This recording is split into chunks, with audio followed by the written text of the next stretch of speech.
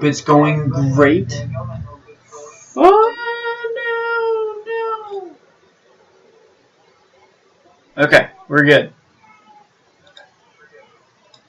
So, anyways, guys, I'm doing a ton of these today, and I'm gonna try and keep doing them throughout basically the beginning of the season because I want to give you guys, how I would pitch with these guys, at the beginning of the game, so you guys can start playing with them and hopefully get good with them quickly. Now, I just did a couple of them, while doing the last one, I found Joe Smith, who is a right-handed pitcher for the Angels, as you can see. The most impressive stat is obviously the 98 break. Now, on top of the fact that he has a 98 break, he has a sinker and a slider. I'm sure the fastball is not going to really come in handy with this guy. It's 51 velocity, so I'm sure the fastball is going to probably be around like high 80s to like 90. I don't see it being over 92, so I wouldn't throw the fastball too often. I'm probably just going to throw sinkers and sliders, and maybe a fastball if you're going to catch him off guard, but that's like one every like 10 to 15 pitches, guys. I'm not really going to use it at all. I'm going to have one problem with this guy, and that is the fact that he will be only using two pitches, which is the sinker and the slider. As you can see, his per nines aren't bad. They're pretty good. His control is solid, so hopefully he can locate his pitches really well, and hopefully we can get some people out. Now, we'll just go to Angels. It doesn't really matter what stadium it is. Again, I just said he's only going to be using two pitches. Now, the problem is, if you're playing against someone that's pretty good and knows what he's doing, he's going to figure that out, that you're only throwing a sinker and a slider. Now, hopefully he doesn't figure out too soon, and hopefully, you can get out of one inning with him. But he's probably only going to be able to throw one inning, because once he figures out that's all you throw with him is a sinker and a slider, that's all he's going to look for. And once he figures out, alright, his sinker looks like this and his slider looks like that, the moment he figures that out, you're in for some big doo-doo right there. He's going to give it to you straight in the nipples. Okay, so right off the bat, let me adjust myself. I haven't pitched with this guy yet, so I'm sorry about that. So he is a righty. He's got that sinker, and it looks like it's going to be... Ooh, okay. He's got a sinker ball, obviously, and he's got an underhand release, a submarine release. Okay. I like these guys. I actually think you can throw a fastball then.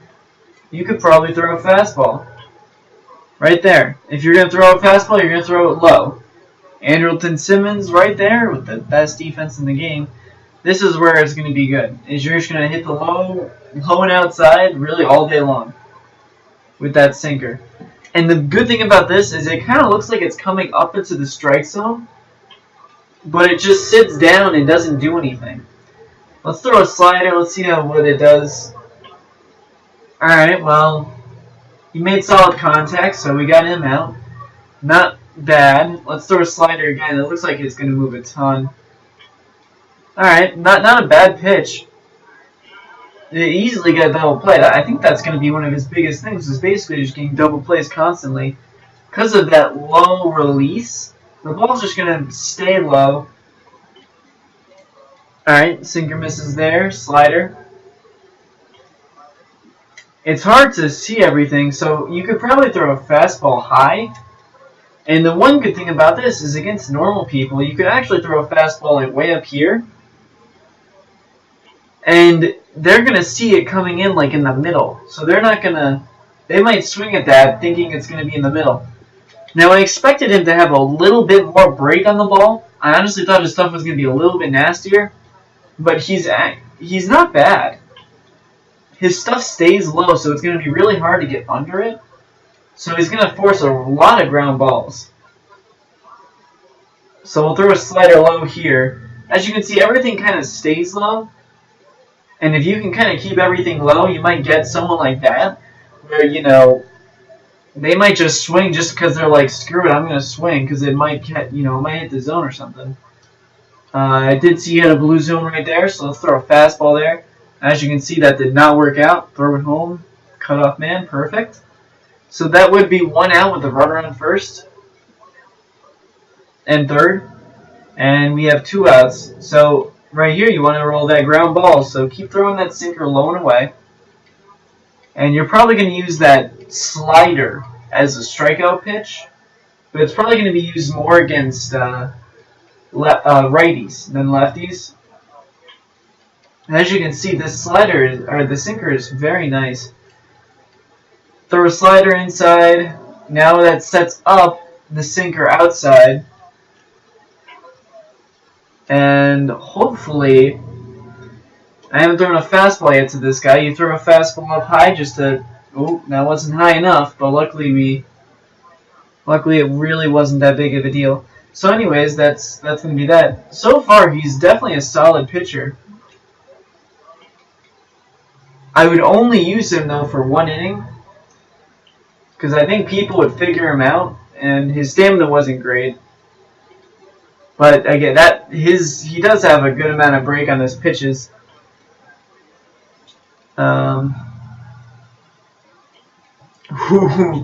So again, he is a solid pitcher, guys. Well, let's look at what he did. We got a 1-pitch line out, we got a 3-pitch ground out, 4-pitch fly out, 1-pitch double play, 6-pitch strikeout, 4-pitch strikeout.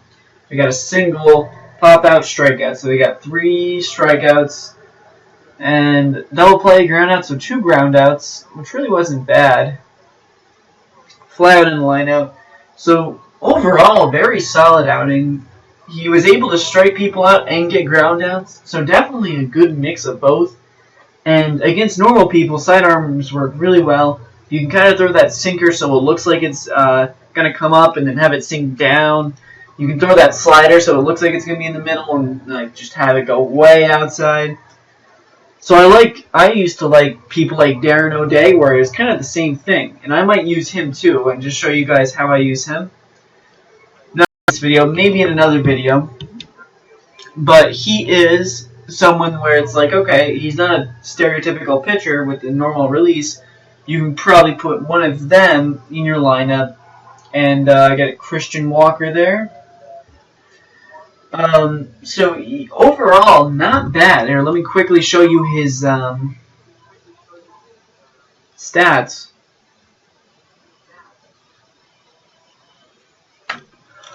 Loading screen! Anyways, he was pretty solid. I would pay about $300 to $500 for him. You're not going to use too many submariners, guys. I would not recommend it. I would recommend using about 1. And that's, I'm not going to, I probably won't use him. What's his name again? Joe Smith. He's a 90 overall at the moment. Let's see, we got plus 13 to his per 9s. So that means really no one's getting too many hits off this guy. Plus his stuff is pretty solid. He's got good control. So if he's got that 5-star rating, guys, he's going to hit the zone a ton. People won't get too many hits off of him. He's a solid pitcher. If he's got a 5-star rating, put him in for 1 inning. It'll confuse the other guy. And then you can, go back to your normal, stereotypical, prototypical, it's a different, your prototypical relief pitcher of throwing overhand, hard, or, something different. So he's something to mix it up with. I would only use 1 submariner just because you don't want to use too many, then they'll get used to it. And they might figure it out how to hit off of them. So I would use, Joe Smith is a solid one, and as you just saw, he's 288 at the moment. Now he's 250 at the moment. I'm not going to get him just because I don't. I may actually get him. I'll show you guys my relief pitchers really quickly, and maybe if you guys say, hey, I think you should get him. My bullpen is Jay Diekman, who is kind of like him in a way, where he's a hard-throwing, breaking sinker ball and slider combination with a changeup. His control isn't great. He does walk people, but it's actually better than what the game says it is. So he doesn't walk too many people. I'm gonna keep Mike Dunn in here for a while. His velocity is way up there. but he may go soon, guys, because he's getting a little weird for me. Plus, he's normally not at a 5-star rating or a 4-star. He's normally at like a 1 or a 2, which means he's generally in that 75, 72 overall range, which is kind of annoying because it's not fun to pitch with him. Glenn Perkins is going to be someone that leaves my team soon. He messed up a couple games for me, and his pitches just aren't great. 2 fastballs and a slider. Really, it doesn't cut it for me. Then Jake Diekman would be the next person to go for me. Luke Hochever has been on some 1-star ratings lately, but other than that, he is definitely, you look at the stats, he's way better than 83 overall. Granted, he does give up home runs. Calvin Herrera is going to stay on my team probably throughout the rest of the game, guys. He's probably one of the best relief pitchers in the game. I would definitely recommend getting him. Mark Melanson is my closer. He's a little weird. His knuckle curve is filthy, and his cut fastball is filthy. But he only uses those 2, so it's a little weird pitching with him. I'm used to pitching with people that are really dominant, that have a ton of pitches that you can mix everything with, and it's just too much for the hitter. With this guy, it's 2 pitches, but everything's good, so... Anyways, that's my situation right now. I might get rid of him and put in, might get rid of someone, maybe probably Glenn Perkins, and then put in a Joe Smith. Anyways, I hope you guys enjoyed this video. If you have any questions, any comments, please leave it in the comment section. It means a lot to me. I hope you guys enjoy these videos. If you have any comment on my team right there, there it is. If you guys say, hey, you know, this guy's actually underrated, let me know and I might play with him. Just to kind of give it a new, I'm working on getting some new people on my team. I'm just trying to figure out if I want to spend that money because it's going to cost me about $15K, probably closer to like 16 to get these 2 players that I want to get. So it's a little weird. I don't know if I want to do it. I do have 46K right now, but I want to keep that number high just in case.